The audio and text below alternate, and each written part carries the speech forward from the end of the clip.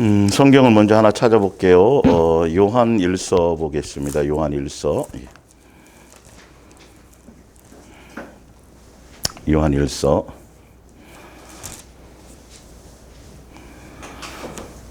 4장 1절을 볼까요? 4장 1절. 예. 요한 1서 4장 1절. 사랑하는 자들아 영을 다 믿지 말고 오직 영들이 하나님께 속하였나 분별하라. 많은 거짓 선자가 세상에 나왔습니다. 6절입니다. 우리는 하나님께 속하였으니 하나님은 아는 자는 우리의 말을 듣고 하나님께 속하지 아니하는 자는 우리의 말을 듣지 아니하나니 진리의 영과 미혹의 영을 이로써 아느니라. 아멘.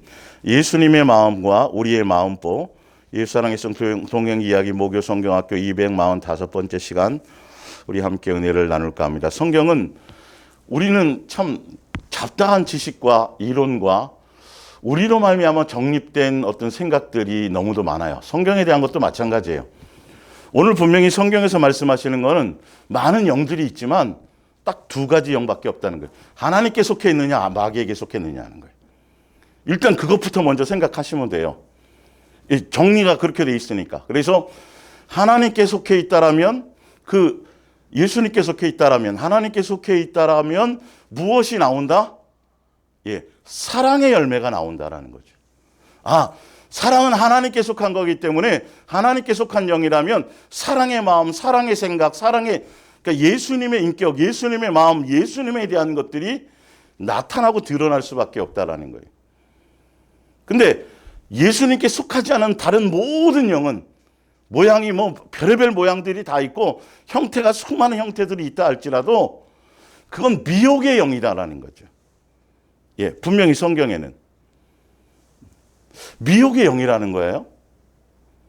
그러니까 우리의 마음 속에서, 우리의 마음보에서, 우리의 마음의 심령을 지배당하고 있고 심령을 사로잡고 있는 우리는 영이니까, 우리 안에 영의 능력이 존재하는 거니까요. 그것이 어디에 속하여져 있는지를 분별해 보라는 것이죠. 그래서 예수님께 속한 사람들은 예수님에 대한 얘기를 할 것이고 분명히 나와 있어요. 거기 5절에 보면 그들은 세상에 속한 거로 세상에 속한 말을 하는 거예요. 예수님 얘기를 하는 것 같고 뭘 얘기를 하는 것 같은데 결론은 성경 가지고 얘기하는데 딱 가만히 들어보면 세상 얘기인 거예요. 참 교묘하죠. 성경 가지고 얘기하는데 예수님의 명령입니다. 예수님이 이렇게 하는데 결론은 보면 세상 얘기인 거예요. 예수님에 속한 예수님의 영의 얘기는 사랑에 대한 거예요. 사랑에 대한 거. 내 속에 예수님의 사랑. 그러니까 자기를 사랑하는 건 굉장히 위험한 거예요. 세상 이론과 철학은 뭘부터 가르치냐면 당신 스스로부터 사랑하세요. 이렇게 가르쳐요. 그거 사랑하지 않고 어떻게 이게 이상한 이론이에요. 예. 성경에는 자기를 사랑하면 안 된다 그랬어요. 예. 자기 정욕에 사로잡히기 때문에. 예. 말세의 현상에 나타날 때 자기를 사랑하면 이렇게 돼 있어요. 그건 안 되는 거예요. 예수님의 사랑이 우리 속에 있어져야 돼요. 자기애가 강하면 강할수록 정말 예수님의 사랑에 너무 자기애가 강해서 남편을, 아내를, 어떤 자식을 다 자기애에 빠져서 결론은 사랑으로 알고 있지만 자기 사랑에 자기애란 말이죠. 조심해야 돼요. 하여튼 그래서 나타나고 있는 현상들이 근데 분명 미혹의 영이라 되어 있단 말이에요. 진리의 영과 미혹의 영이에요. 예수님께 속하면 그러니까 진리에 속해 있다라는 건 예수님께 속해 있다라는 건 사랑에 대한 얘기를 하는 것이고 사랑의 열매 맺는 것들이 우리 속에서 나타나야 된다는 증거가 나타나야 된다는 건데 미혹의 영은 뭐냔 말이죠. 뭘 미혹하냐를 잘 보셔야 돼요. 분명히 미혹의 영이에요. 근데 사단이 미혹의 영이잖아요. 사단이 도대체 뭘 미혹하냐는 거예요. 성경에 쓰여져 있는데도 사람들은 아무 생각이 없어요. 뭘 미혹하는지. 제일 먼저 뭐부터 미혹했어요? 누구를 미혹했어요? 제일 먼저 미혹한 거. 아담과 하와를 제일 먼저 미혹했어요. 근데 아담과 하와의 무엇을 미혹했단 말이에요? 그렇죠. 사랑이에요. 자, 볼까요? 고린도후서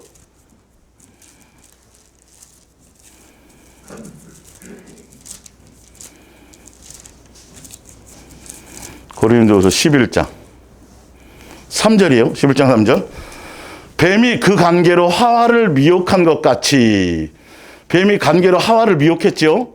근데 뭐냐면 너희 그렇게 그 당시에 그들을 미혹한 것처럼 지금도 우리를 뭐 하고 있다고요? 창세로부터 아담과 하와를 미혹한 것부터 마지막 순간까지도 미혹하고 있어요. 사단은. 진리에 속하지 않으면, 끊임없이 다른 영에 속하면 이 미혹을 받게 되어져 있다라는 것이죠. 근데 그 미혹의 내용이 뭐냐 하면 같이 너희가 예수님을 향한, 그리스도를 향하는 진실하고 깨끗한 사랑의 마음인 거예요. 사실은요. 주여 주여 하는데, 예수님을 찾는데, 구하는데 진짜 위에 처녀가 신랑만을 사랑하는 것처럼, 예, 그런 마음으로 사도 바울이 중매하기를 원하는데 사단이 뭘 미혹한다? 예수님만 순수하게 진실하고 깨끗하게 사랑하도록 몸만 그걸 미혹하는 거예요. 그게 누구를 제일 먼저 미혹했다고요? 아담과 하와를 제일 먼저 미혹했다니까요. 호세아서 6장을 보세요.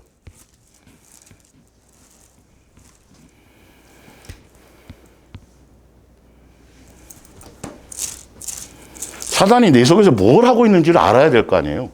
성경에 나온 대로 해야죠. 6장 6절 나는 이내 사랑을 원하고, 이 말이에요. 처음부터 사랑을 원했어요. 사랑을 가르치려고 하셨어요. 제사를 원하지 아니하며 번제보다도 하나님의 그 사랑을 원하는 그 사랑의 마음을 알기를 원하노라. 근데 그들은 아담처럼 그 언약을 어기고 나를 뭘 했다라고, 반역인데 뭘 반역했다고 나오냐면 사랑을 배신했다라는 거죠. 예. 아담과 하와는 처음부터 진리의 미혹의 영에 속한 사단은 다른 것을 미혹하는 게 아니구나. 예. 다른 것에 목적이 있는 것이 아니구나. 어떤 때는 부자도 만들고 뭐도 하고 열심하게도 하고 뭐 하여튼 그가 행할 수 있는 모든 능력을 다 동원해서 뭘 해주는 것 같은데 결론은 그의 목적은 다른 게 아니라 예수님만 사랑하지 못하도록 예수님의 마음, 예수님의 인격, 예수님의 생각, 예수님, 내 안에 예수님으로, 예수님의 사랑으로, 예수님에 대한 것으로 채우지 못하도록 하는 그게 그 역할을 하는구나. 그걸 미혹하는구나라는 거예요. 그러면 우리의 마음을 뭘로 채우고 우리의 마음볼을 누구의 생각으로 채워야 돼요? 예수님의 마음, 예수님의 생각, 예수님의 사랑으로 그걸 지키고 채워야 된단 말이에요. 그거를 뺏어가려고 하는, 미혹하는 거니까. 영은 두 종류밖에 없다니까요.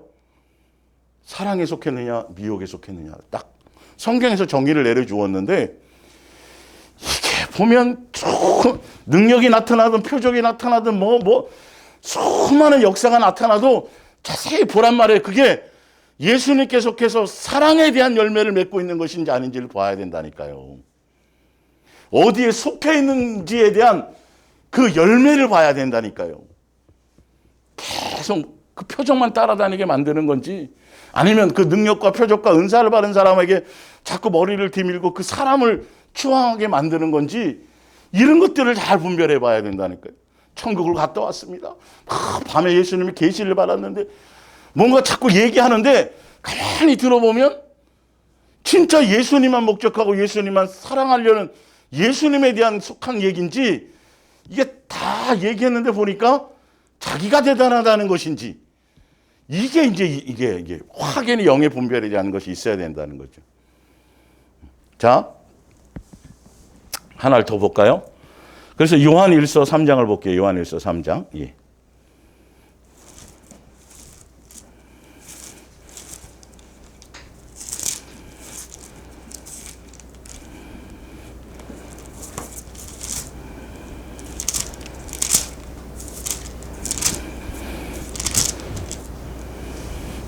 요한일서 3장 7절이에요. 자녀들아, 아무도 너희를 뭐하지 못하게 알아요?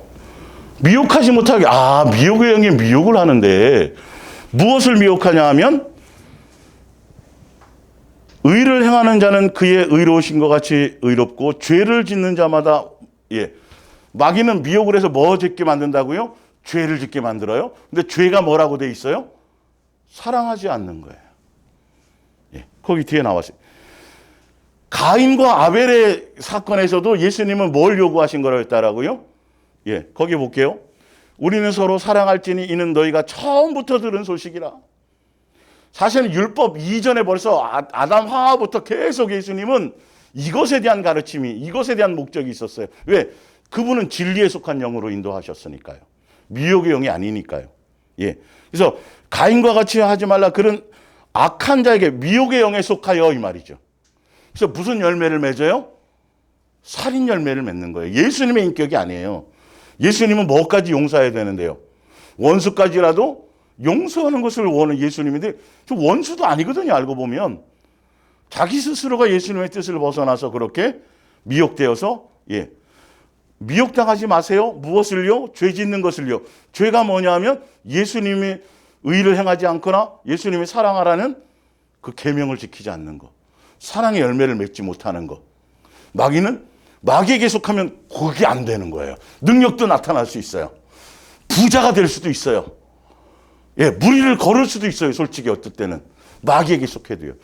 아주 빛의 천사를 가장해서 아주 온화하고 그것이 그럴듯하고 정말, 예, 아주 빛의 천사처럼 아름답게 뭔가를 나타낼 수도 있어요.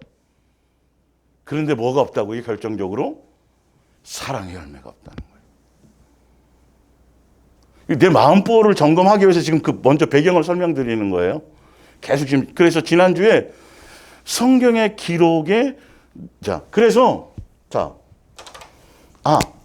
진리에 속한 것과 미혹이구나. 그래서 예수님의 마음과 예수님의 양육을 통해서, 예수님의 가르침을 통해서, 예수님이라는 믿음을 통해서 구약에 나와 있는 히브리서 11장에 나와 있는 다 믿음의 선진들의 삶의 열매들을 보면 딱 이렇게 분류가 나오겠죠. 그 구약 성경 전체를 보면, 저게 그 구약 성경의 기록의 내용을 보면, 예수님에 속한 사람들의 삶의 열매들을 보면 예수님에 대한 인격, 예수님의 성품, 예수님의 원하심, 예수님의 뜻하심, 이런 것들에 속한 사람들의 열매가 있고, 두 부류로 나눈다니까요. 사람 속에 나타나는 열매가 사람의 마음보에 나타나는 것이, 그리고 예수님께 속하지 않은 자들은 누구의 예수님적인 인격의 열매의 마음보에 열매 있는 사람들이 아니에요. 누구처럼요? 뭐 요셉의 형들처럼, 에서처럼, 뭐 이런 것들이죠. 팥죽 한 그릇 가서 장자고나 팔아먹고, 뭐 이거 예수님께 속한, 진리에 속한 사람이 아니에요. 가인도 마찬가지예요. 예수님이 원하는 예수님의 법대로 예배해야 되고 제사해야 되는데 예수님의 법대로가 아니라 자기 정성으로 해버렸거든요. 그 순종하지 않았거든요. 그러면서도 예수님을 향해서 뻔뻔스럽게, 그 누구에게 속한 모습이에요? 그 마귀에 속했으니까 그렇게 되는 거란 말이에요. 성경을 보는 눈을 제가 좀 설명드리는 거예요. 성경에도 구약에도 보면, 예수님에 속한 사람들의 열매는 이렇구나. 실수를 많이 하더라도 결론은 그렇게 또 회개하고 또 예수님을 향해 가게 되는 거고, 마귀에게 속한 사람들은 결론은 봤더니 뭐 하더라? 자기 의와 자기 자랑을 하더라는 거예요. 주일날 이제 한우에 속한 신령한 복에 속한 사람과 우상숭배에 속한 복을 볼 때, 예수님에 의해서 지혜도 받고 엄청난 부도 누리고, 그죠? 굉장한, 소위 말하는 세상의 복으로 말하자면 솔로몬처럼, 복을 말할 때, 세상 기준으로 말할 때 솔로몬처럼 엄청난 복을 받은 사람이 없는데도 불구하고 그 복을 예수님이 그렇게 뭔가를 누리게 해줬으면 누구의 모습을 닮아야 될 터인데, 그렇죠? 예수님이 원하는, 예수님의 뜻하는 예수님에 대한 것이 나타나야 되는데 누구를 섬겨요? 우상 숭배하고 여자들에게 빠지고, 그죠? 그래서 예수님이 뭐라고까지 비교 대상을 주었는데, 너희 아버지 다윗처럼 섬기라고 계속 얘기하잖아요. 이게 아주 중요한 거거든요. 사실 알고 보면 이렇게 나뉘는 거예요. 성경의 인물 이렇게, 구약 이렇게 보면, 이게 예수님께 속한 자의 모습의 열매들은 이런 거고, 그러니까 그것을 보면서 예수님은 이걸 원하시고, 이런 인격이시고, 이런 마음이시고, 이런 걸 기뻐하시고, 이걸 이제 거기서 예수님에 대한 것을 배워야 된다는 것이죠. 그 성경 인물을 배우는 게 아니에요. 그 성경 인물이 되다는 게 아니라 이렇게 오래 참으시는구나 예수님은. 이렇게 기회를 많이 주시는구나. 그러시네. 이걸 배우라는 거라니까요. 예. 그 예수님의 그것 때문에 이렇게 사람이 달라지고 변화받아서 결론은 예수님을 따르는 사람이 되는구나. 아브라함도 처음부터 안 그랬고부터 시작해서 다 그래요. 보면 처음 태어나자부터 없어. 다 그렇단 말이에요. 이게 마귀에 속한 사람들은 그들의 마음보가 어떻게 열매로 나타나든가에 대한 것들을 배우는 거죠. 그래서 지난주에 더 많지만 사실은 엄청 많지만 그냥 대표적인 것을 통해서 예수님이 어떤 마음과 어떤 성품인가 오래 참고 자비하시고 인애가 뭐 하는 거 긍휼이만 이런 부분들에 대해서 성경에 기록된 내용 것들을 예수님의 인격 예수님의 마음을 쫙 읽어드리고 다 찾아드렸어요. 우리가 그런 사람으로 새로워져야 된다는 거죠. 기준이 누구여야 된다고요? 예수님. 그리고 그 예수님적인 마음의 모든 내용들이 성경에 자세하게 나와 있어요. 추상적인 것이 아니에요. 막연한 이론이 아니라 그래서 성경은 이론과 지식을 배우는 것이 아니라 그분의 마음과 심장이 이렇게 소통이 일어나야 되는 거예요. 그래서 말씀을 제가 전달하면서 예수님이 어떤 마음으로 어떤 의도로 어떤 걸 원하셔서 그거를 전달해 주는 역할이 중매자거든요. 사실은 다른 게 아니에요. 성경을 통해서 뭐 이스라엘의 역사, 뭐 문화적인 배경, 뭐 어떤 사상, 이론, 무슨 운동, 무슨 법 이걸 끄집어내는 게 아니라 성경은 뭐에 대한 얘기라고요? 진리에 속한 예수님께 속한 사랑에 대한 얘기란 말이에요. 예수님에 속한 사람들은 이렇게 열매고 다 공통적인 뭔가를 향해 가고 출발은 다 달랐어도 그러나 마귀에 속한 미혹의 영에 속한 것들은 그렇구나. 그래서 사단은 미혹의 영은 사단은 다른 걸 미혹하는 게 아니구나. 내 마음보에 능력이 나타나든 표적이 나타나든 뭐가 되든 높아지든 지식 기도를 많이 하든 전도를 많이 하든 성경을 많이 그런 것과 관계없이 맨날 일주일에 2번씩 금식하고 구제하고 성경을 막 외우고 회당에 가서 막 가르치는 사람인데도 마음보가 누구의 마음보가 나와요? 저것들보다는 제가 낫으면 이거는 누구의 인격이 아니에요? 이건 미혹당한 뭐다? 마귀에게 속한 미혹의 영에 속했구나. 그들은 이렇게 봐야 된다는 거예요. 그가 표면적으로 나타나는 어떤 대단한 종교적인 의식과 형식과 뭘 처리하면 뭐 이런 거 아니라니까요. 그 마음보를 우리도 각자 보고 그 마음보를 읽어서 분별해야 된다는 것이죠. 예수님은 그런 것과 관계없이 뭐가 나타나든 수고를 많이 했든 뭐 엄청난 뭔가를 했든 간에 누구의 은혜일 뿐이다. 예수님의 은혜일 뿐이다. 다 예수님에 의한 것이다. 예수님만 자랑하고 예수님만 높이고 나에 대한 것이 없다라는 것이죠. 이것이 내 속에 성경에 나와 있는 그 여러 가지 예수님의 마음보에 대한 것들을 보면서 어떤 것들이 걸리고 이 내 마음에 이런 게 있네. 이런 거구나. 이거 잘못된 거네. 빨리 돌이켜. 그래서 성경은 정확하게 기록해 놓으신 거예요. 이론이 아니에요. 사실은. 지식도 아니고. 그래서 오늘은 지난주에 못 읽었던 이제 요나서를 보면서 요나 얘기를 할까요? 예수님의 마음을 얘기할까요? 그렇죠. 예수님의 마음보와 이제 그 마음에 대한 거, 이제 예를 들어서 제가 좀 설명드리려고요. 요나를 선택한 거예요. 자, 요나서 4장 1절이에요. 3장까지 알죠? 이 요나는 니느웨 그 백성들은 요나의 민족을 포로 삼아갖고, 그러니까 일본이 우리나라를 압제해서 포로 삼고 강탈했던 것처럼 요나에게 보낸 그 니느웨 성은 요나 나라 민족을 강탈해갖고 압제했던 민족이에요. 그러니까 예수님이 거기 가서 복음을 전해서 곧 멸망하게 생겼는데 가서 네가 한번 가서 회개하라고 복음을 전하라니까 요나가 이게 자기 나라의 원수거든요. 뭔가 이제 삐딱하거든요. 그래서 처음엔 도망가잖아요. 도망가서 물고기 뱃속에서 3일 동안 있다가 이제 다시 그때 회개하고 다시 기회를 얻어갖고 이제 전하는데 그때도 마음은 아직 안 풀어졌어요. 원래는 니느웨 성을 제대로 돌면서 복음을 전하려면 일주일 이상 열흘 정도 걸리는데 요나는 그냥 짧은 시간에 며칠 상간으로 크게 외치지도 않았어요. 들을까봐, 사람들이 듣고 진짜 회개할까봐.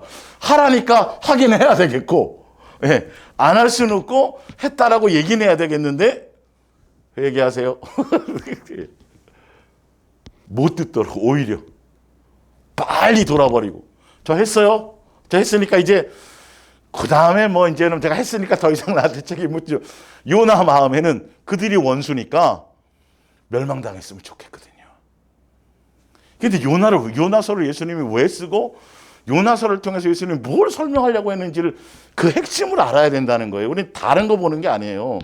성경을 보는 눈이 바로 거기에 있다라는 거죠. 그래서 그리고 나서 이제 전했으니까 이제 저들이 분명히 아마 회개는 저기 회개하겠어. 그 인간들이 그렇게 악랄하고 잔인한 인간들이 우리 민족을 어떻게 했는데 그리고 내가 대충 전했는데 알아들은 사람이 없을 거야.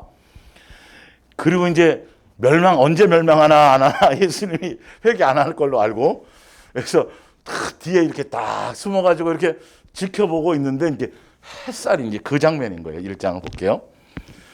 요나가 매우 싫어하고 성내며 다 전해놓고도 이게 아직도 이게 안 되는 거예요. 매우 싫어하고 성내며 마귀에게 속하진 않았어요. 왜? 순종은 했으니까요, 사실은. 그건 가인하고는 틀린 거예요, 사실 이게. 여호와께 기도하여 이르되 여호와여 내가 고국에 있을 때에 이러하겠다고 말씀하지 않았나이까. 예수님이 나 저기 하라고 가라 그러실 때에 제가 미리 얘기했잖아요. 자, 그러므로 내가 빨리 다시스로 도망하여 싸우니 주께서는 왜 도망했냐 하면 주께서는 은혜로우시며 자비로우시며 노하기를 더디하시며 인애가 크시며 크시사 뜻을 돌이켜 재앙을 내리지 아니하시는 하나님이신 줄을 내가 알았단 말이에요. 예수님을 너무도 지식으로 잘 알아요. 이렇게 기가 막히게 맞춘 게 맞아요. 우리도 마찬가지예요. 머리와 이론으로는 아는데 그래서 그런 분인지 알기 때문에 나보고 니느웨로 가서 복음을 전하라 그럴 때 보나마나 예수님이 용서하려고 그러시는 걸 제가 알아서 도망가 버린 거 아니겠어요? 이게 막 화가 나가지고 왜 우리를 그렇게 압제하고 우리를 그렇게 괴롭힌 그 민족을 왜 살리려고 그러십니까? 예수님. 제가 예수님 마음을 모르나요? 알죠? 예수님 어떤 성품인지 잘 아는데 그 뜻에 순종하지 않는 거예요. 자기 기분과 감정 때문에. 아주 그러니까 머리와 이론으로 하는 게 아니라 욥도 마찬가지였어요. 욥도 사실은요. 마지막 42장에 무너지는 이유가 예수님의 마음과 예수님의 마음, 그 예수님의 심령, 예수님의 그 깊은 돌보시고 우리를 향한 그 큰 그 사랑을 전혀 이해하지 못하고 있었거든요. 축복은 받고 뭐 나름대로 막 제사 지내면서 의롭다는 얘기 들었지만 그 깊숙한 아버지의 그 사랑의 깊이를 전혀 모르고 있다가 42장에 가서야 그 말씀하시는 그동안 예수님이 표현하지 않았던 거 쫙 설명하니까 그때 무너지는 거예요. 그때서야 회개하는 거예요. 그 앞에부터 그냥 나름대로 좀 잘났다고 막 그러고 좀 막 그랬잖아요. 그게요. 정말 나름대로 세상적으로 좀 선하게 살고 착하게 살고 좀 윤리와 도덕적으로 바르게 살려고 했었던 사람이면 사람일수록 더디 깨져요. 그게 아주 묘해요. 차라리 창기와 세리가 더 빨라요. 살인 강도가 더 예수님을 영접하기가 더 쉬워요. 결론은 예수님의 입장에서는 다 똑같은 인간들인데 인간 안에서 그게 얼마나 교만하고 악한 것인지를 모르는 거예요. 나는 그렇게는 안 살았는데 아이고 그 사람 그렇더라고 뭐 이게 욥이 그래서 그 장수가 좀 긴 거예요. 사실은 당하는 양육 때문에 당하는 고난도 막 엄청나게 막 깊고요. 그런 걸 봐야 돼요. 영적인 깊이로. 욥에 대한 무슨 뭐 나중에 창대하리라면 이딴 거 나중에 뭐 갑절로 이런 거는 생각도 말아야 되는데 꼭 가서 뭐 갑절로 받았다니 뭐 이딴 거만 자꾸 얘기하고 그거 복 받은 얘기만 하지 욥이 어디서 어떻게 무너진지에 대한 얘기를 모른단 말이에요. 거기서 무너진 거예요. 그 깊은 사랑을. 요나도 머리로는 아는데 그분의 그 사랑에 대한 것이 자기에게뿐만 아니라 모든 것에 다 스며 있다라는 그걸 모르는 거예요. 예. 그걸 이제 보여주시려고 그러는 거예요. 예. 여호와 영원하건대 이제 내 생명을 거두어 가소서. 사는 것보다 죽는 것이 내게 나음이다 하니 여호와께서 이르시되 내가 성내는 것이 옳으냐 하시니라. 야, 요나도 대단하죠, 그죠? 예. 예수님 앞에 성내고 막 그러는 거예요, 지금. 예, 용납하시죠. 근데 왜 그런지를 아셔서 예수님이 요나를 양육하시려고 용납해 주시는 거예요. 이게 아무 때나 그러면 안 돼요, 우리요. 큰일 나요. 예수님의 의도를 알고 가야지. 예, 큰일 나는 거예요. 요나가 성읍에서 나가서 그 성읍 동쪽에 앉아 거기서 자기를 위하여 초막을 짓고 그 성읍에 무슨 일이 일어나는가를 보려고 그 그늘 아래에 앉았더라. 하나님 여호와께서 박농쿨을 예비하사 기가 막히지 타이밍이에요, 그죠? 요나를 이야 예수님의 사랑이 어찌 아시고 이야 내가 생각도 못한 게 이게 뜨거운 것에 내가 이게 그거 아시고 예수님이 나를 위해서 이걸 예비해 주시고 엄청난 거 막 그죠? 잘 헤아리셔야 된다는 거예요. 우리 삶에 벌어지는 모든 사건과 사고와 만남과 모든 것들이 우연히 하나도 없어요. 예수님은 뭔가 가르치고 양육하고 뭐 하시려고 하는 의도가 있다는 거예요. 좋은 거든 어떤 거든 간에. 예. 자 보세요. 셨으니 이는 그의 머리를 위하여 그늘이 지게 하며 그의 괴로움을 면하게 하려 하심이었더라. 표면상으로는 그래요. 그게 맞아요. 맞는데 그 일을 통해서 예수님은 요나에게 뭔가 하려고 하시는 게 있는 거예요. 니느웨 백성보다 지금 중요한 건 누구를 위한 양육이에요. 사실 알고 보면 요나예요. 왜? 굳이 많은 선지자가 있는데 굳이 그 니느웨 백성의 원수된 사람 그 선지자를 선택했을까요? 이걸 사명으로 착각하면 큰일 나는 거예요. 자기 사역으로 생각하고 이렇게 가면 그 일을 통해서 예수님의 최종 목적은 누구예요? 요나를 변하다. 니느웨는 나중에 멸망했어요. 또 그게 안 돼서 또 다시 범죄해서 예. 예수님의 그거를 볼 줄 알아야 된단 말이에요. 이 어마어마한 사건을 통해서 요나 하나를 가르치고 양육하시기 위해서.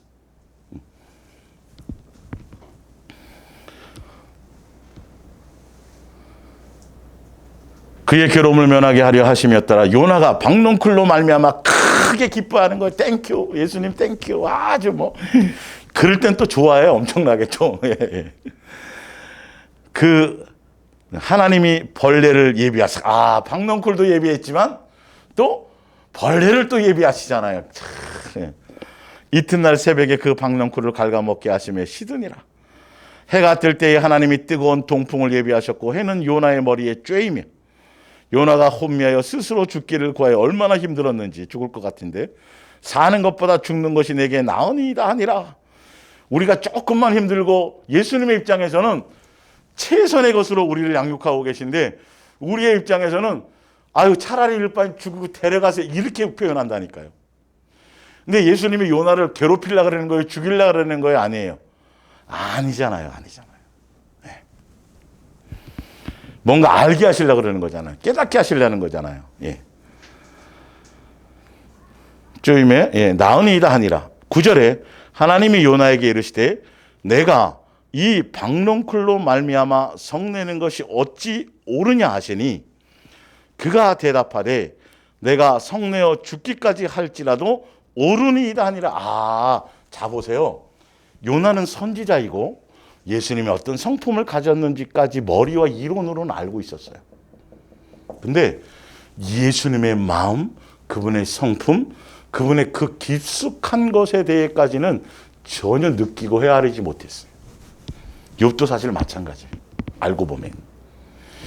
지금 그것에 대한 설명을 요나서 1장부터 쭉 전체가 다 니느웨 살릴 그 자체를 살리는 것에 목적이 있었다고 보기보다는 그걸도 있겠지만 가장 더 중요한 건 그 요나 하나, 그리고 그 요나를 통해서 이 요나라는 이것을 통해서 우리들 모든 믿는 모든 사람들에게 예수님이 어떤 분이고 어떤 생각을 갖고 있고 이거를 설명하려고 하는 거예요. 예수님을 설명하려고 하는 거예요. 예수님의 마음을 설명하려고 하는 거예요.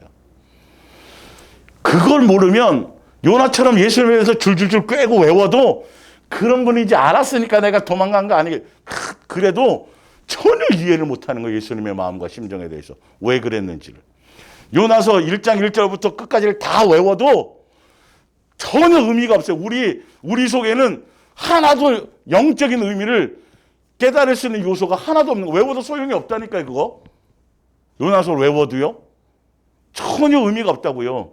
이 성경을 말씀을 적용하는 것이 어떻게 소중하게 중요한 것인지 알아야 되는 것이죠. 예, 10절에 예수님이 말씀하시죠. 여호와께서 이르시되 내가 수고도 아니하였고 재배도 아니하였고 하룻밤에 났다가 하룻밤에 말라버린 이 박농쿨을 엄청나게 아꼈어요. 자기를 위한 것 때문에. 근데 그걸 거둬가니까 막 화가 나고 막 이랬던 거 아니에요. 예수님이 준 건데. 하물며가, 여기 또 하물며가 나오네요.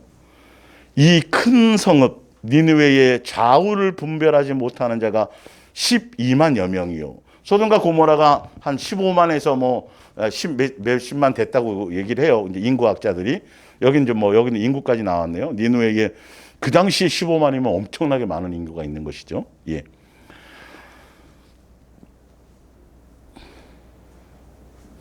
(12만여) 명이요. 가축도 많이 있나니 내가 어찌 아끼지 아니하겠느냐 하시니라. 요나에게 예수님의 이 마음을 알게. 그러니까 물론 요나의 입장에서는 그 나라가 원수예요. 그러나 예수님의 입장에서는 다 동일한 자식이에요. 동일하게 기회를 주시는 것이죠. 그래서 우리에게는 원수라 할지라도 그 원수를 갚는 게 우리에게는 심판자도 아니에요. 우리는요. 율법을 만든 입법자도 아니에요. 우리는 사랑하라는 법을 지켜야 되는 준행자에 불과해요. 항상 그래서 예수님의 입장에서 봐야 되는데 요나는 예수님을 알면서도 예수님의 입장과 그분의 마음과 그분의 생각과 성품에 그것은 생각지도 않고 저분이 저런 분이니까 분명히 내가 저 멸망을 당해야 되는데 부하나마나 저 살리려고 그러실 거란 말이야. 이렇게 해서 우리도 지금 예수님을 성경에 대한 지식과 이론을 가지고 이 머리를 굴리고 있단 말이에요. 지금 수많은 사람들이 종교적으로 그 아는 지식과 이론 성경 이걸 가지고 예수님이 이럴 때 이렇게 말씀을 갖고 뭔가를 하면 분명히 약속은 지키시는 거니까 이것 갖고 기도해, 이런 것만 써먹으려고 그런다니까요. 그분의 마음과 그 중심을 알지 못하고 그 짐승 가축 하나까지도 예수님은 아끼고 한 번 더 기회를 주시려고 다 개까지 나와갖고 짐승까지 나와서 회개했다 그랬어요, 안 했다 그랬어요? 잘 보시라니까요. 요나와 그 니느웨 백성과는 원수지간이에요. 근데 예수님의 입장에서는 다 동일한 자식이니까 사실 요나도 용서해 줬어요, 안 해줬어요? 물고기 뱃속에서 지는 그래 놓고 여기는 자기의 이것 때문에. 예. 그러니까 한번 보시라고. 예수님의 마음은 이런 마음이란 말이죠. 그래서 에서와, 그러니까 내 원수를 위해서 원수를 용서하고 사랑하고 그리고 그를 위해서 뭐 하면 기도하면 그게 너 내 아버지 내 자식이라 일컬음을 받을 것을 말씀하셨잖아요.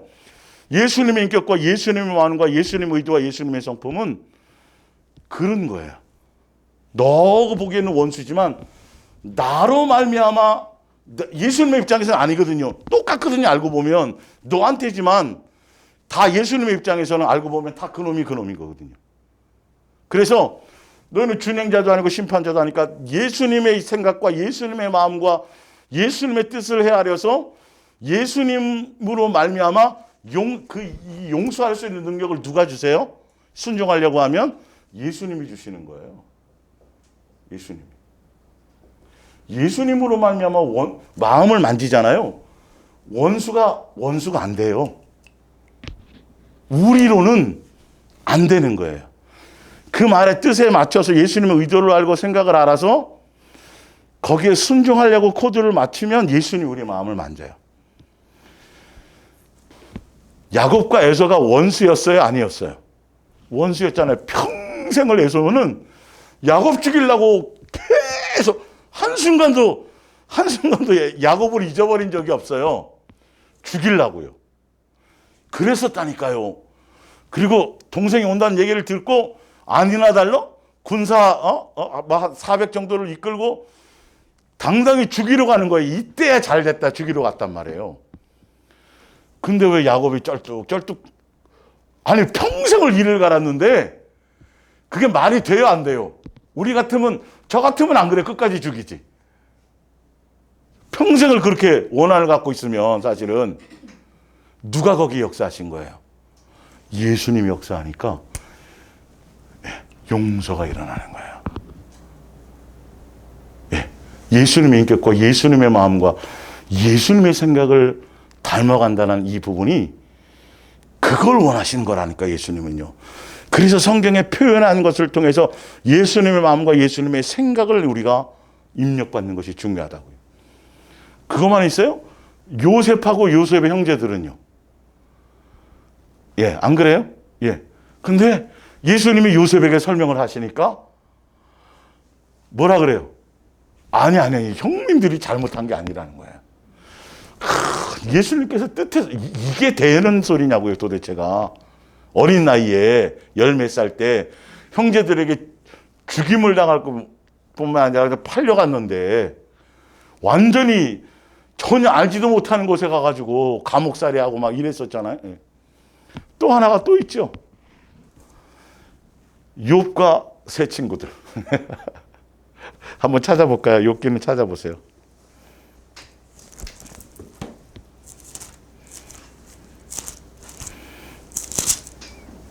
10절. 42장 10절. 욥이 그의 친구들을 위하여 기도할 때에 용서하고 위에 제사로 용서하고 기도했더니 할 때에 회개할 때는 갑절로 못 받았어요. 그때는 역사가 안 일어났어요. 잘 기억하셔야 돼요. 회개할 때 아니라 회개하고 나서 그 회개에 대한 합당한 열매를 맺잖아요. 그게 용서와 사랑이라니까요. 원수였는데 용서하고 뭐까지 해요? 위에 제사를 통해서 용서하고 기도까지 기도할 때에 그때에 이렇게 나와요. 여호와께서 욥의 공경을 돌이키시고 여호와께서 욥에게 이전보다 소유를 갑절로 주시니라. 의미를 잘 아셔야 돼요. 예수님의 마음, 의도, 생각. 요렇게 하면 갑절로 주시네. 이용하려고 그러지 말고 우리 심보를 다 아시니까 철저하게 예수님으로 말미암아 예수님이 원한 의도와 성경에 이것들을 보면서 예수님은 이런 분이구나. 이걸 원하시고 이렇게 되기를 그게 훤히 보여야 된단 말이에요.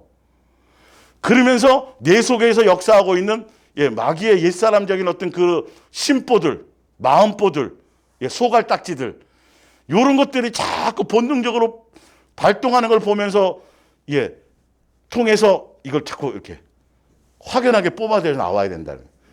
이거 예수님 원하는 게 아닌데, 예수님 인격이 아닌데 성경에 나왔어요, 안 나왔어요? 나왔잖아요. 그걸 그렇게 보는 거예요. 그걸 비교해 보는 거예요. 읽으면서 그걸 조명하는 거예요. 그래서 예수님을 닮아가게 되는 것이죠. 지금도 마찬가지예요. 지금도 사단은 끊임없이 우리를 미혹하려고 한다. 그러니까 그 뒤에 이제 말씀에 온 거 나와 있죠. 요나와 가인과 사단과 예수님의 마음을 비교해 보자는 말이에요. 그걸 보는 거죠. 지금 보면 요나는 원수를 원수대로 그대로 갚으려고 그랬고요. 순종은 했지만 그래서 예수님이 기회를 주신. 가인은 분명히 너 성내고 그러니 너 그래서 요나에게 얘기했던 것처럼 가인에게도 말씀하셨어요, 안 하셨어요? 너 죄의 그 마음이 있는 건 아는데 너 그거 다스려야 돼 했는데도 마귀에게 속하니까 돌이키지 않으니까 그냥 살인을 범하는 것이고. 예.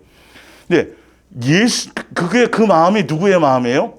사단의 마음에 참소하는 거. 요나, 쟤네들이 우리한테 어땠는 줄 아세요? 너는 나한테 이러면 어떡하냔 말이에요. 전혀 예수님을 안다고 얘기하고 뭐 어떤 분이라고 안다고 하면서도 전혀 그분에 대한 것을 내게 적용할지를 모른다니까요. 이게 참 악하고 전혀 모르는 거예요, 그건. 성경에 그거는 전혀 어리석은 거예요. 성경의 지식이 오히려 그걸 망하게 만드는 거죠. 이론이 아니라니까요. 실제 마음의 역사지. 심령의 역사죠. 우리 안에서. 그것이 나타나는 것이니까요. 예. 그래서 그 밑에 이제 보면 자, 로마서 13장 8절을 한번 볼게요. 로마서 13장 8절. 예.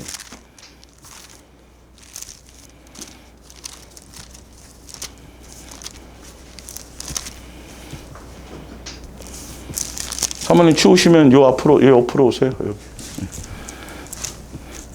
이제 겨울을 대비해서 저처럼 뱃살을 좀 키워 놓으시면 오늘 같은 날씨에도 좀 따뜻해요. 훈훈하고. 13장 8절을 볼까요? 피차 사랑의 비디오에는 아무에게도 아무 빚도 지지 말라. 남을 사랑하는 자는 율법을 예수님은 참 이런 생각을 갖고 계시는구나. 이게 마음에 와닿아야 된다니까요. 나는 남을 대한 생각이 어떻지? 이런 거예요. 너한테 잘해주는 사람만 잘해주는 거. 저도 해결해야 될 게 엄청 많지만 계속 그 부딪힘을 우리가 예수님의 마음 보고 내 속에 저격사하는 걸 이게 그걸 조명을 받아야 되는 거예요. 왜 율법을 주셨고 율법을 주신 의미가 무엇을 어떤 것을 뭘 하시려고 그래서 우리에게 뭘 하시려고 이걸 써놓으셨는지를 우리가 그걸 깨닫는 눈이 열려야 된다는 거예요. 사실은요. 머리로 뭐 알면 뭐예요? 외우면 뭐예요? 그거. 예.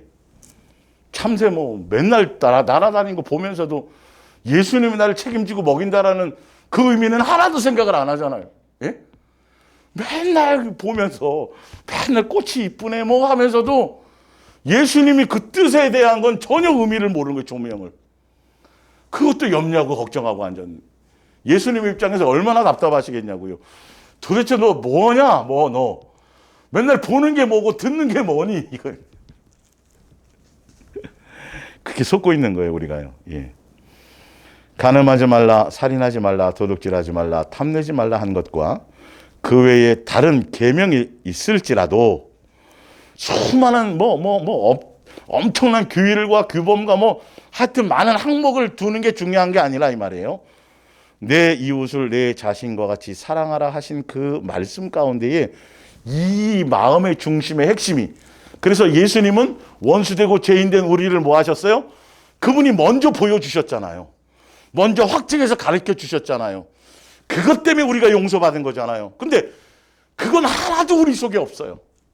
나는 용서받아 놓고 그분이 그 용서의 의미가 뭔지는 하나도 생각하지 않아요.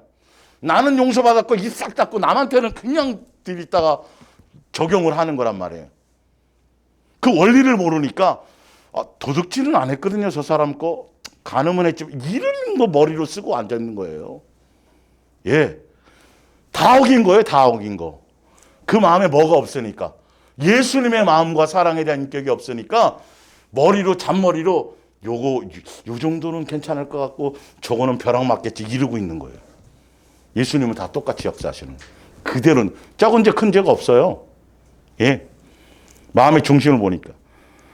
내 이웃을 내 자신같이 사랑하라 하신 그 말씀 가운데 다 들었느니라. 사랑은 이웃에게 악을 행하지 아니하나니 그러므로 사랑은 뭐의 완성이다? 율법의 완성이니라. 자 보세요. 사랑은 이건 주일날도 아마 설명할 건데 율법의 뭐예요? 완성이에요. 예수님이 나타나셔서 뭘 완성하셨어요? 율법을 완성하셨어요. 그러면 예수님은 우리에게 뭘 나타내신 거죠? 사랑을, 율법을 자꾸 다른 걸로 생각지 말란 말이에요. 사랑하라는 것을 완성해 보여줘. 그것 때문에 사랑의 나타나심으로 오셨다니까요. 사랑의 확증으로 오신 거라니까요. 우리가 예수님을 배우고 예수님을 알고 예수님을 하면 이거 외에는 다른 얘기를 할 수가 없어요. 맨날 그래도 사랑하라고 얘기는 하는데 그 얘기가 아니라, 그건 이론이 아니라 실제로 예수님의 그 심장 안에서 역사하고 있는 구체적인 내 삶 가운데서 역사하는 실제적인 내용들이 있어야 되는 거야. 요나처럼 이론으로만 하는, 말로만 하는 거 말고 그분의 심장에 대한 것들이 있어져야 된다는 거지. 결론은 예수님이 아니면 너희는 아무것도 이룰 것이 없다. 예수님이 이거 이루라고 오신 것이니까 너희가 예수님을 믿느냐? 예수님을 아느냐? 예수님을 사랑하느냐? 예수님을 존중하느냐? 그러면 그 예수님으로 말미암아 너에게 뭐가 나타나야 될 것이다? 이 사랑이 나타나야 되기를 원하셔서 이걸 하신 거다. 이거 하는 거예요. 아주 단순해. 그 외에 나머지 영은 다 미혹의 영인 거예요. 성경이 이렇게 얘기해 주고 있잖아요. 종말에 뭐 666이 없고 짐승평 어떻고 무슨 뭐 어떤 그런 거 아니라니까. 지금 사랑 안에 있으면 끝나는 거라고 돼 있잖아요, 성경은. 근데도 성경 가지고 자꾸 다른 얘기만 해요. 짐승의 표만 얘기하고 666만 얘기하고 마지막 시대 환란만 얘기하고 예수님의 무슨 뭐 심판만 자꾸 얘기하는 거예요. 무언 얘기하라 그랬는데 사랑의 안에 다 완성으로 끝나는 거라고 얘기했는데 창세기부터 요한계시록까지 이거 하나 얘기하시는 거고 사단은 뭐 못하게 하는 거고요. 창세기부터 아담과 하와부터 마지막 순간까지 뭐 못하게 하는 거예요? 예수님만 진실하고 깨끗함으로 사랑하지 못하게 하는 그 미혹을 하는 거고요. 그 두 가지 영 외에는 없다라는 거예요. 그게 내 마음보에 무엇으로 성경이 그 얘기를 하고 있기 때문에 내 마음보에 무슨 역사가 일어나고 있나를 봐야 된다니까요. 예, 사랑에 대한 것이냐는 거예요.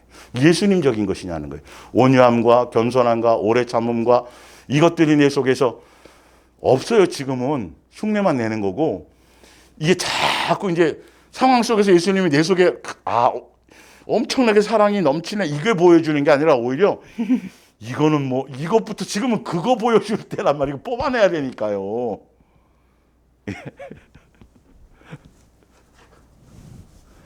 그래서 충격받고 쓰러지지 말란 말이에요. 당연한 거. 그래서 그 당연한 것을 암덩어리를 예수님이 발견시켜 주셔갖고 지금은 내 속에 있는 암덩어리를 계속 하도 많으니까 계속 사진 찍어 보여주시고 잘라주시고 이렇게 하고 계신 거예요. 크게 착각하면 안 돼요. 예. 오히려 제대로 지금 가고 있는 것이 내 속에 있는 것들을 자꾸 보여주시고 드러나게 하시고. 그러니까 아까 보세요. 요나에게 요나가 얼마나 좋아요. 그것 때문에 자기 뭔가 햇볕을 가는데 예수님의 마음에는 더 깊숙한 의미가 있잖아요. 벌레를 통해서 싹 없애버리죠. 아주 재미있으시죠, 예수님이요. 예? 여러분의 삶의 현장에서 벌어진 나는 그 순간 죽을 것 같아. 요나도 아까 차라리 죽는 게 나아요, 예수님. 데려가세요. 진짜 그죠? 창조주를 향하여서 부모를 향하여서도 그딴 소리 해가지고는 그냥 뒤통수 비 오는 날 그냥 먼지 나도록 맞아서 시원찮을 판인데 창조주를 향하여 대드는 거잖아요. 솔직히 말하면 잘못 얘기하면 잘못 의도하면 예수님의 마음과 심령을 잘 모르니까 그렇게 표현하고 있는 것이죠. 근데 예수님은 그걸 통해서 뭐 하시는 거고요. 우리의 입장은 그렇지만 예수님은 벌써 그렇다 해서 그러니까 요나의 마음의 심령의 어떤 상태를 얘기해요. 아마 우리 조 집사님 같으면 절대 안 그랬을 거예요. 햇볕을 이렇게 해주셨다가 싹 박넝쿨을 싹 걷어가면 또 그렇게 하셨네. 또 뭐 하시겠지 이랬을 거예요. 근데 요나는 영적인 그걸 보란 말이에요. 선지자지만 전혀 예수님에 대한 그러니까 예수님 그걸 정확하게 아시고 그 부분을 보여주려고 한 거예요. 처음에 이야 엄청나게 뭐 주고 뭐 뜻대로 응답이 있고 뭐 좋은 일이 있고 막 여기에 너무 이리이리 하지 마시라는 거예요. 했다가 걷어가시는 걸 통해서 뭔가 하실 수도 있다니까요. 그 양육 고난의 이 부분들이 여러 가지 일들이 있다니까요. 지금 사실은요. 그 양육의 입장에서 요나서도 봐야 되고 양육의 입장에서 왜 성경에 대한 부분들을 예수님의 것을 알게 하고 가르치고 하는 것들을 더 영적인 이게 영안이에요. 사실은 이게 영안이에요. 영안을 착각하면 맨날 뭐 계시 받고 무슨 뭐 환상 보고 큰일 납니다. 큰일 나. 그건 어린아이일 때일 거예요. 그거는. 예. 요나가 물고기 뱃속에 있다가 살아났으니 이거 대단한 체험이죠. 영적으로는 변해요, 안 변해요? 마음보는 하나도 안 변하잖아요. 이거라니까요, 이거. 전혀 예수님의 마음과 이것에 대해서 헤아림이 없어요. 자식이라면 그걸 배워야 돼요. 그걸 깨달아야 돼요. 그래서 삶에 벌어지는 모든 사건과 이걸 통해서 예수님의 그 마음을 알게 하시는 거예요. 예수님의 인격을 알게 하시는 거예요. 그분의 원하심, 이게 지금 이렇게 표현상을 이렇게밖에 하지 못하지만 여러분의 심령에 그것이 점여들 때 막 머리털이 쓰고 막 이름 뭐 견딜 수가 없는 거예요. 그 사랑의 전율이 느껴질 때. 그런 부분을 우리가 보고 깨달아 가요. 그래서 자, 이렇게 제대로 예수님에 대해서 성경을, 이 말씀을 예수님의 마음을 배우고 있고, 자, 그 밑에 빌립보서 2장 5절을 볼게요. 너희 안에 이 마음을 품으라 곧 그리스도 예수의 마음이니. 예수님의 마음을 품고 배워야 돼요. 예수님의 육체를 갖고 오신 그 안에도 우리를 향한 가르침과 양육이 들어있다니까요. 예수님의 인격이 들어있다니까요. 예수님의 겸손함이 들어있다니까요. 그걸 봐야 돼요. 우리를 구원하러 오신 그것만 보면 안 돼요. 예. 그는 근본 하나님의 본체시나 하나님과 동등됨을 취할 것으로 여기지 아니하시고 오히려 자기를 비워 종의 형체를 가지사 사람들과 같이 되셨고, 예수님의 인격이 그것이 사람의 모양으로 나타나서 자기를 뭐 하시고 낮추시고, 이거 가르치시려는 거, 우리가 이걸 배워야 돼요. 예수님 오신 것처럼. 죽기까지 복종하셨으니 곧 십자가에 죽으심이라. 이러므로 하나님이 그를 지극히 높여 모든 이름 위에 뛰어난 이름을 주사 하늘에 있는 자들과 땅에 있는 자들과 땅 아래에 있는 모든 자들을, 그러니까 예수님처럼 우리가 이 땅에서 낮추실 땐 낮아져야 예수님처럼 하늘 보좌에서 높아지는 거예요. 예수님 우편에 앉을 수 있어요. 근데 예수님은 낮아지는 것을 보였는데 우리가 예수님의 자녀로서 예수님 이름 좀 써갖고 저 좀 높여주면 안 돼. 이게 이제 우상숭배인 거죠. 예수님을 섬기는 게 아니라 주여 주여 하고 기도는 많이 하는 건데 전혀 예수님의 의도를 모르는 거예요. 그건 마귀적인 거예요. 마귀적인 거. 그 예수님 백과 그 예수님의 권능과 예수님의 이름 그 주여 주여 하면 뭐 된다며요? 예수 이름으로 뭘 하면 뭐 이렇게 되는 거라며요? 그걸로 좀 해주세요 이러는 거예요. 예수님이 보는 각도는 완전히 틀려요. 이게 완전히 눈이 확 이렇게 떠져야 된다니까요. 세상적으로 유명해지고 세상적으로 대단해지고 세상적으로 드러나고, 여기 큰일 나는 거예요. 이건요. 예수님 것은 감추어져, 이름도 없이 빛 없이 바알에게 무릎 꿇지 않은 7,000명 이름도 안 나는 것처럼 한 줄 딱 나오잖아요. 예? 엘리야보다도 대단했던 사람들인데. 엘리야가 대단하다고요? 천만의 말씀이에요. 영적인 의미는 그들이 더 대단한 거예요. 거기에 감춰져 있는 거예요. 예.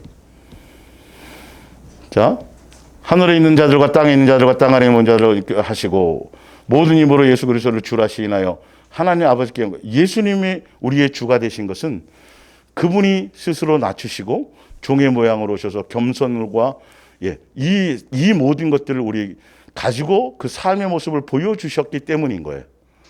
그런 우리를, 그러니까 우리도 예수님에 의해서 낮아지면 때가 되면 예수님이 필요하면 높이세요. 그걸 따라가는 거지 뭐 안 높여도 관계없잖아요. 사실은 뭐 이 땅에서 높아져야 뭐 하겠어요. 예. 지나가다 문지박에 머리나 찌지. 자 1절. 예. 그래서 이 마음을 배워서 제가 해놓은 그름으로 말미암아, 그 마음으로 말미암아 그것을 배워서 그리스도 안에 무슨 권면이나 사랑의 무슨 위로나, 예수님께 이걸 배워갖고 삶에 적용할 때 이 말이겠죠. 예. 무슨 위로나 성령의 무슨 교제나 긍휼이나 자비가 있거든 마음을 같이하여 같은 사랑을 가지고, 예수님으로 말미암은 예수님의 사랑으로 이 말이에요. 인간의 사랑은 감정이 다 틀리니까. 뜻을 합하여 한 마음을 품어. 예수님으로 말미암은 품음을 얘기해요. 지체됨으로. 예. 3절이에요. 자, 예수님의 마음과 예수님의 인격과 예수님이 원하신 것, 예수님이 육체로 오셔서 우리에게 가르치시고 원하시는 것, 예수님께 붙어 있음으로 말미암아 머리된 예수님을 통해서 양육을 통해서 나타나기를 원하시는 것은 이 말이에요. 3절에 아무 일이든지 다툼이나 허영이나 자기 자랑이나 시기나 이게 아니라 다툼이나 허영으로 하지 말고 오직 겸손한 마음으로. 누구의 마음이에요? 예수님. 이게 나타나야 된다니까요. 이게 우리의 마음보에는 없는 거예요. 이건요. 안 알아주면 난리치는 거지. 마귀적인 거. 근데 누구적으로? 예수님의 마음은 이런 거예요. 이렇게 되기를 원하시는 거예요. 그러려고 오신 거예요. 그거 배우라는 거예요. 네. 각각 자기보다 남을 낮게 여기고 각각 자기 일을 돌볼 뿐더러 스스로 먼저 돌아보고 또한 각각 다른 사람들의 일을 돌보아 나의 기쁨을, 이게 예수님이 이런 걸 기뻐하신다는 거예요. 서로 사랑하는 거. 자기 먼저 점검하고 그리고 그걸 통해서 함께 하는 거. 누구로 말미암은 것으로요? 그렇죠. 예수님으로는 거예요. 인간으로는 안 돼요. 인간으로는 절대 안 돼요. 그러니까 이게 예수님의 인격이시구나. 예수님의 마음은 이런 걸 좋아하시네. 그럼 우리도 예수님께 붙어 있어서 예수님께 제대로 진리의 가르침을 받는 사람들은 이 말씀을 따라서 가는 거죠. 여기에 초점을 두고 가는 거죠. 예수님이 그것이 자연스러운 거예요. 그러니까 이걸 알게 되면 성경에 나와 있는 내용들이 그냥 당연한 것처럼 그냥 이게 당연한 거야. 내가 살아왔던 내 인격, 내 성품, 나의 익숙한 옛사람의 그건 비진리야. 그거는 마귀적인 거야. 이거는 다 멸망할 거야. 성경에 나와 있는 예수님의 이것은 이렇게 사는 게 당연한 것처럼 당연하게 이것이 여겨져서 그 길을 가게 된다는 거죠. 쉽게 그 순종의 길을 가게 되는 것이에요. 예.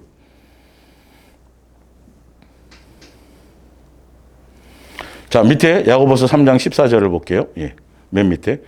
그러나 너희 마음속에 독한 시기와 다툼이 있으면 자랑하지 말라. 진리를 거슬러 거짓말하지 말라. 이러한 지혜는 위로부터 내려온 것이 아니요 땅의 것이요 정욕의 것이요 귀신의 것이니 시기와 다툼이 있는 곳에는 혼란. 이거예요. 내 마음보가 내 마음에서 작용하는 것이 귀신적인 거냐 마귀적인 거냐 이걸 분별하는 거고. 성경에 써놨어요. 예수님적인 것과 마귀적인 것이 어떤 거라고. 진리로 텍스트로 여기를 보는 거예요. 오직 17절에 오직 위로부터 난 지혜는 성결하고 다음에 화평하고 관용하고 양순하고 긍휼과 선한 열매가 가득하고 편견과 거짓이 없으며 선입견 같은 거 하여튼 안 좋은 거 부정적인 거 옛날에 그 인간 그랬으니까 지금도 이런 것 완전히 다 예수님적으로 다 눈이 이 심령이 다 새로워져야 돼요. 화평하게 하는 자들은 화평으로 심어 의의 열매. 의가 뭐예요? 예수님의 열매를 맺는 거죠. 선한 열매가 뭐예요? 예수님적인 걸 맺는 것이죠. 성령의 열매와 예수님의 인격의 열매가 내 속에서 나타나야 된다는 거예요. 그래서 그걸 볼 수 있는 건 내 입술을 점검하는 거예요. 그래서 그리고 바로 위에 히브리서 12장 2절 우리의 믿음의 근원이며 완성자이신 예수님만을 바라봅시다. 그분은 십자가의 죽음 뒤에 올 기쁨을 아시고 그 십자가를 수치로 여기지 않고 거기에 달려 죽으셨습니다. 그리고 지금은 우리의 보좌 오른편의 영예로운 자리에 앉으 계십니다. 3절에 만일 여러분이 우리의 마음보를 점검하고 예수님의 마음을 닮아가며 인격으로 그리고 양육되어져 가는 과정 가운데 지치거나 낙심되게 되거든 죄인들의 무서운 만행을 참고 견디신 예수님의 일을 모든 것에 누구예요? 예수님이에요. 믿음의 주여 뭐하게 하시는 온전케 하시는 분 예수님이에요. 믿음도 누가 주세요? 예수님이 주세요. 믿음의 대상도 누구예요? 예수님이에요. 그래서 우리를 온전케 하시는 분도 예수님이에요. 그래서 우리가 예수님 바라보면서 예수님의 삶의 모든 여정을 생각하고 예수님의 살아가신 공생의 모든 길들을 그걸 바라보면서 그것으로 말미암아 우리가 모든 것들을 이기고 견디고 나갈 수 있는 거예요. 누구 바라보면서? 예수님 의지하면서, 예수님 생각하면서, 예수님의 오신 삶의 공생의 전부가까지 다 포함한 것이 복음이에요. 사실은요. 예.